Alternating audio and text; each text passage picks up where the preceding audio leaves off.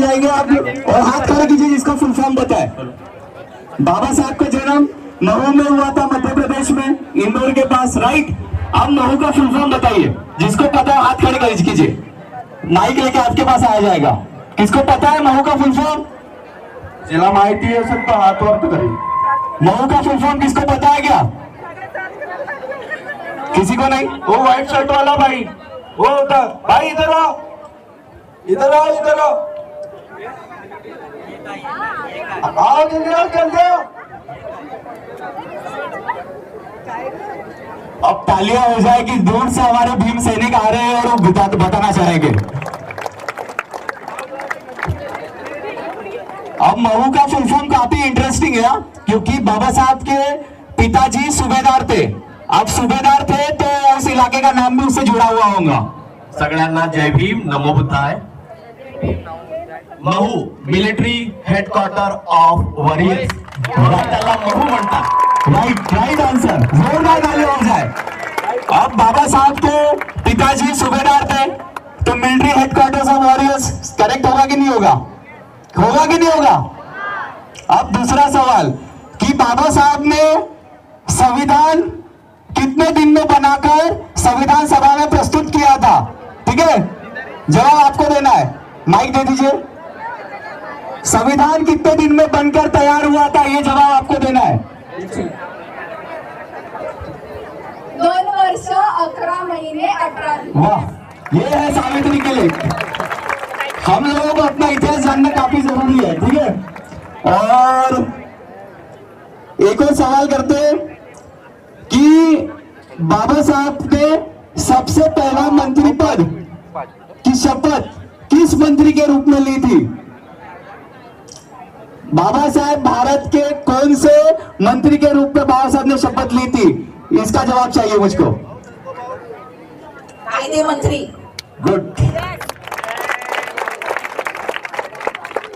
अब लास्ट सवाल की तरफ बढ़ते हैं। गौतम बुद्ध के सबसे प्रिय घोड़े का नाम क्या था? जब बुद्ध अपनी सब घर संसार त्याग करके चले गए तो बुद्ध के सबसे प्रिय घोड़े का नाम क्या था? अरे वाह, बहुत बढ़िया। सबसे प्रिय घोड़े का नाम क्या था? कंठक। थोड़ा सा पास में, थोड़ा सा पास में। कंटक नहीं था, थोड़ा सा पास है। गलत भी नहीं है लड़का, जोरदार तालियां बजा दीजिए। पर एक और आंसर की अपेक्षा करते। बुद्ध के घोड़े का नाम क्या था? सबसे प्रिय थे। हाँ, घोड़े के प्रिय का नाम था छन्नू। गलत नहीं। सबसे प्रिय घोड़े का नाम, लड़के का आंसर बिल्कुल थोड़ा सा करेक्ट है, 75% के आसपास। चेतक तो महाराणा प्रताप के घोड़े। अजून कोण? यहाँ पे, यहाँ पे, यहाँ पे मंथन, यहाँ पे माइक दीजिए, यहाँ पे। गूगल निकाल के आंसर आया है, वहां से आंसर आया है। सर्वांना माझा या ठिकाणी जय भीम आहे। कारण पैदा ना होता वो मसीहा, पैदा ना होता वो मसीहा तो ये खुशियों का सिलसिला नहीं होता। बेरंग रहती ये जमी ये आसमां का रंग नीला नहीं होता। अरे भारत तो कब का कंगाल हो जाता यारो, अगर हमें भीम जैसा हीरा मिला नहीं होता, हमें भीम जैसा हीरा मिला नहीं होता।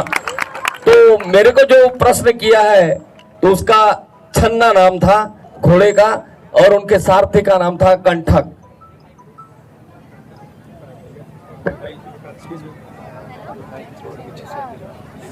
आते समय कुछ समझ में नहीं आता है कौन पीछे है करके।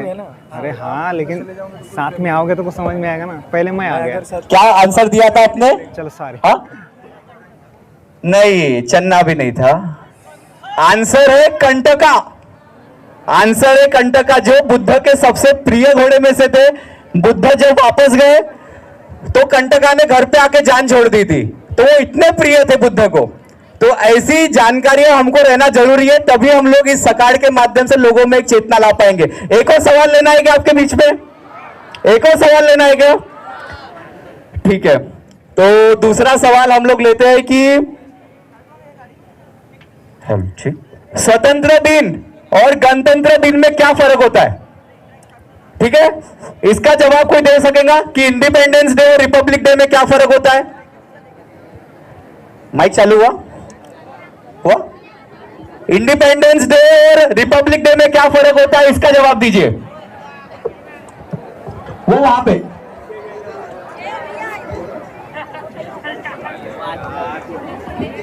जय भीम। जय भीम। रिपब्लिक डे का एक उसमें कॉन्स्टिट्यूशन लागू हुआ था और इंडिपेंडेंस डे के वक्त इंडिपेंडेंस मिला था 1947 में और कॉन्स्टिट्यूशन 1949 को लागू हुआ था। करेक्ट, 1949 को अडॉप्ट हुआ था, 1950 को लागू हुआ था 26 जनवरी को।